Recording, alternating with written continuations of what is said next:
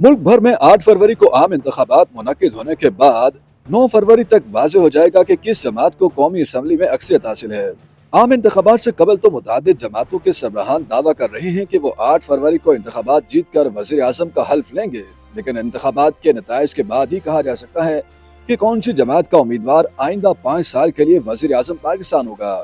यहाँ दिलचस्प बात यह है कि पाकिस्तान की 75 साल तारीख में किसी एक भी वज़ीर आज़म ने अपनी 5 साल मुद्दत पूरी नहीं की। तहम सवाल पैदा होता है कि आम इंतखाबात के बाद सदर और वज़ीर आज़म के इंतखाब का तरीक़ाकार क्या होता है।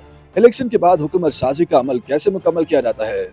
सियासी तजियाकारों के मुताबिक आम इंतखाबात के इनेकाद के बाद 2 से 3 रोज में इंतखाबात के नताइज का बाज़ाब्ता ऐलान किया जाएगा। स्पीकर और असम्बली सेक्रेटेरिएट की जानिब से अरकान को मेंबर कौमी असम्बली मुंतखब होने पर मुबारकबादी खतूत भेजे जाएंगे। आइन के मुताबिक इंतखाबात के बाद 2 हफ्ते के अंदर मौजूदा स्पीकर कौमी असम्बली सदर और निगरान वज़ीर आज़म को दरख्वास्त करेंगे कि नई असम्बली का इजलास तलब किया जाए। कौमी असम्बली का पहला इजलास मौजूदा स्पीकर राजा परवेज अशरफ की ज़ेर सदारत मुनाकिद होगा। सबसे पहले अरकान असम्बली से हल्फ लिया जाएगा, जिसके बाद सेक्रेटरी असम्बली तमाम अरकान के नामों का इंदराज करेंगे और फिर उनसे दस्तखत कराए जाएंगे, जिसके बाद असम्बली हाल में मौजूद तमाम अरकान अपने नामों के हिसाब से नशिस्तों पर विराजमान होंगे। बाद अज़ां स्पीकर आइंदा असम्बली के लिए स्पीकर के इंतखाब का शेड्यूल जारी करेंगे और इजलास मुलतवी कर दिया जाएगा।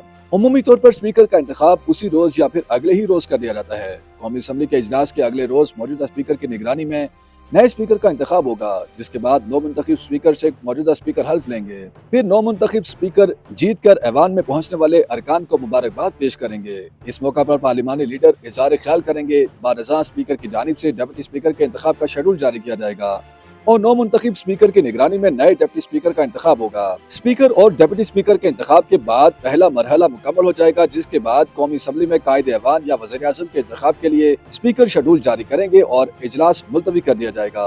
वज़ीर आज़म के इंतखाब के लिए कौमी असम्बली में अक्सरियत रखने वाली जमातें स्पीकर को तहरीरी तौर पर आगाह करेंगे कि हमारी तादाद ऐवान में ज्यादा है और हम फलां रुकन को वज़ीर आज़म मुकर्रर करते हैं। वज़ीर आज़म या कायदे ऐवान के लिए 2 से 3 उम्मीदवार होते हैं। साथ ही दरख्वास्त की जाएगी कि हमें हुकूमती नशिस्तें अलॉट की जाएं। वज़ीर आज़म के उम्मीदवार अरकान असम्बली अपने कागजात नामजदगी स्पीकर को जमा कराएंगे और पहले से जारी किए गए शेड्यूल के मुताबिक वज़ीर आज़म का इंतखाब होगा। वज़ीर आज़म के इंतखाब में वोट कास्ट नहीं किया जाता, बल्कि हाउस को 2 हिस्सों में तकसीम किया जाता है। एक उम्मीदवार के हक में अरकान एक गैलरी, जबकि दूसरे उम्मीदवार के हक में अरकान दूसरी गैलरी में चले जाएंगे।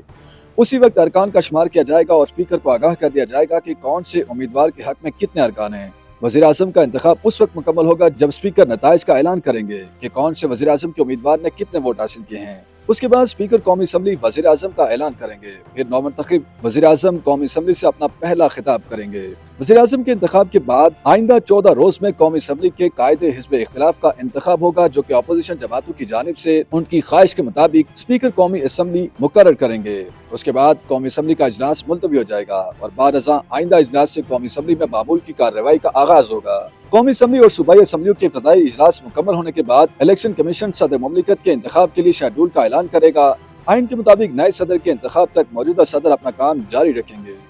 YouTube पर गूगली न्यूज देखने के लिए youtube.com की सर्च बार में गूगली न्यूज टीवी टाइप करें। गूगली न्यूज के पेज पर सुर्ख रंग के सब्सक्रिप्शन वाले बटन पर क्लिक करना ना भूलिए। YouTube पेज पर अपलोड होने वाली वीडियोस से बाखबर रहने के लिए बेल आइकन पर क्लिक कीजिए। आपको हर नई वीडियो के बारे में नोटिफिकेशन मौसूल हो जाएगा।